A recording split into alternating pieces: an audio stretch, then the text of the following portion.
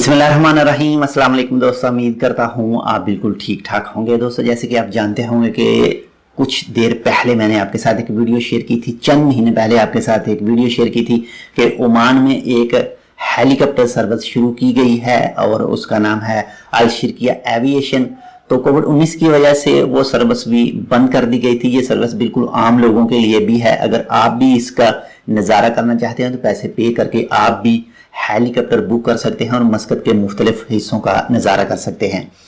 तो कल एक आर्टिकल आया था और उस आर्टिकल के मुताबिक sharqiya एविएशन को दोबारा बहाल करने की इजाज़त दे दी गई है सुप्रीम कमेटी की तरफ से। और लेकिन शराइत वही हैं जो सबके लिए हैं कि उनको मुकम्मल तौर पर सुप्रीम कमेटी के जो भी असूल हैं सेहत के हवाले से वो फुलफिल करने हैं।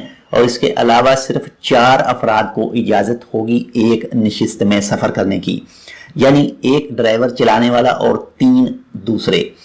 हवा से आप मस्कत के खूबसूरत हिस्सों का नज़ारा कर सकते हैं। जिन दोस्तों ने भी पहले इस सर्विस को इस्तेमाल किया है वो अपना तजर्बा ज़रूर कमेंट में शेयर कीजिए ताकि दूसरे लोग भी उनके साथ कॉन्टेक्ट करके इसके मुतालिक मज़ीद मालूमात हासिल कर सकें।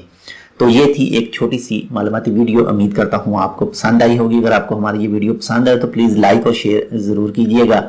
अगर आपने अभी तक हमारा ये channel tech with Urdu subscribe नहीं किया तो आप इसको मज़ीद ऐसे ही अच्छी और मालूमाती वीडियोज़ के लिए सब्सक्राइब कर सकते हैं।